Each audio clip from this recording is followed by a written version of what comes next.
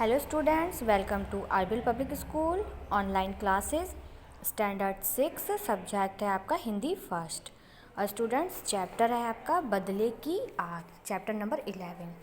बच्चों ये बहुत अच्छी कहानी है। इस कहानी को जो लिखा है वो लेखक हैं प्रेमचंद, मुंशी प्रेमचंद। उन्होंने इस कहानी के माध्यम से ये बताया है कि हमें कभी भी किसी के प्रति बदले की भावना अपने मन में नहीं रखनी चाहिए। इस कहानी में दो परिवार का विवरण किया गया है। दो परिवार जो होते हैं वो आपस में एक दूसरे से बदले की भावना रखते हैं, जिस कारण उनका परिवार नष्ट हो जाता है। मिथ्या अभिमान के नशे में चूर होकर हंसते खेलते परिवारों की सुख शांति सुहा हो जाती है। ये कहानी हमारी आंखें खोल देने वाली कहानी है। चलिए बच्चों, मैं इसकी फर्स्ट पेज बुक रीडिंग आपको करके बता रही हूँ। उसी के अकॉर्डिंग आप अपनी बुक रीडिंग करेंगे, ठीक है। झिंगुर अपने ईख के खेत को देखता है तो उस पर नशा सा छा जाता है।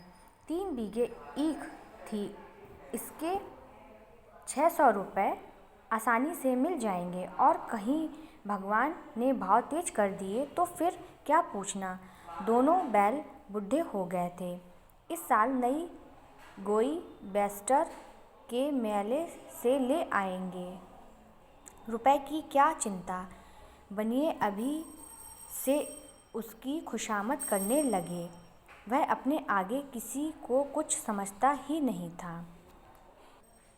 एक दिन संध्या के समय वह अपने बेटे को गोद में लिए मटर की फलियां तोड़ रहा था। इतने में बुद्धू की भेड़ें का एक झुंड उसे अपनी तरफ आता दिखाई दिया। वह अपने मन में कहने लगा, इधर से भेड़ों के निकलने का रास्ता नहीं है, भेड़ों को इधर से लाने की क्या ज़रूरत है। बच्चों को घमंड हो गया, अभी तो खेतों के बीच से भेड़ लिए आता है। इतने में भेड़ खेतों के पास आ गईं। झिंगुर ने ललकार कर कहा, अरे भेड़ें कहाँ लिए जाता है, कुछ सूझता है कि नहीं। बुद्धू नर्म भाव से बोला, महतो मेड़ पर से निकला जाएगा, घूमकर आऊँगा तो कोस भर का चक्कर पड़ेगा। झिंगुर ने कहा, तो तुम्हारा चक्कर बचाने के लिए मैं अपना खेत कुचलवा लूँ। धन का घमंड हो गया है, लौटाओ इनको लौटाओ तुम यहाँ से। बुद्धू बोला, अगर तुम्हारी एक बेल पर पैर तले आ जाए तो मुझे बिठाकर 100 गालियाँ देना। बुद्धू बातें तो बड़ी नम्रता से कर रहा था, लेकिन भेड़ें लौटाने में अपनी हेठी समझ रहा था।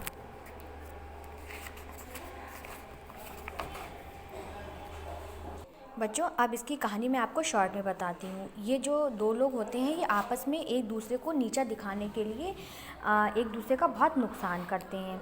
तो जो ये ईख का खेत होता है इसमें आग लगा दी जाती है, मतलब उसको परेशान करने के लिए, ठीक है। फिर जो झिंगुर होता है वो निश्चय कर लेता है कि बुद्धू की दशा वह अपनी जैसी बनाएगा। उसके कारण उसका मेरा सर्वनाश हो गया है, वह उसे चैन की बंसी बजा रहा है, मैं अभी उसका सर्वनाश करूँगा। इस तरीके से जो झिंगुर होता है वो बुद्धू से बदला लेने के लिए कुछ भी करता है।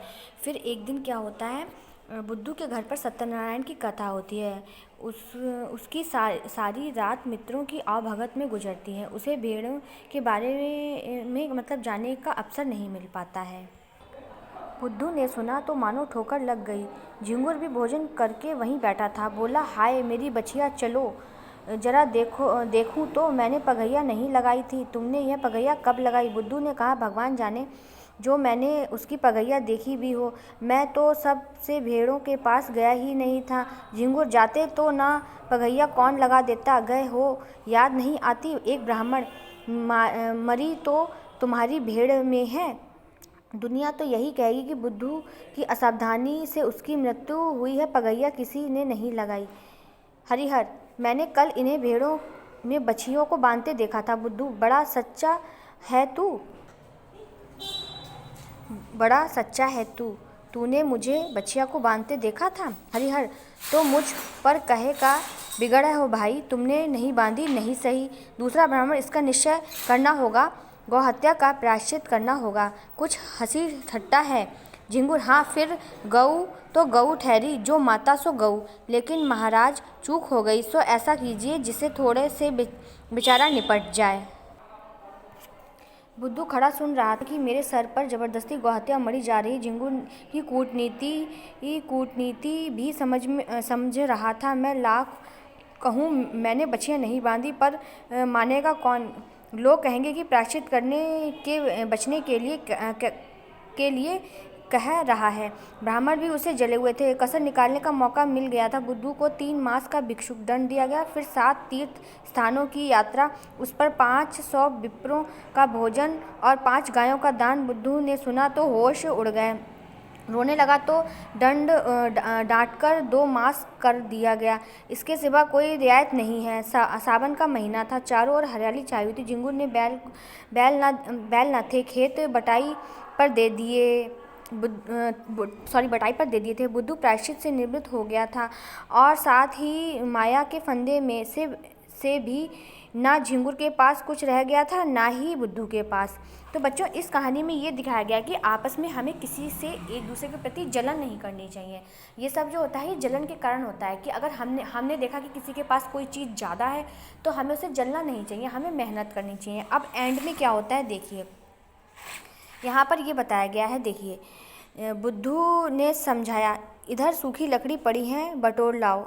ऐसा इन दोनों को ना मतलब गांव से निकाल दिया जाता है। तो जब ये दोनों जंगल में जाते हैं, फिर वहाँ पर ये बैठ जाते हैं।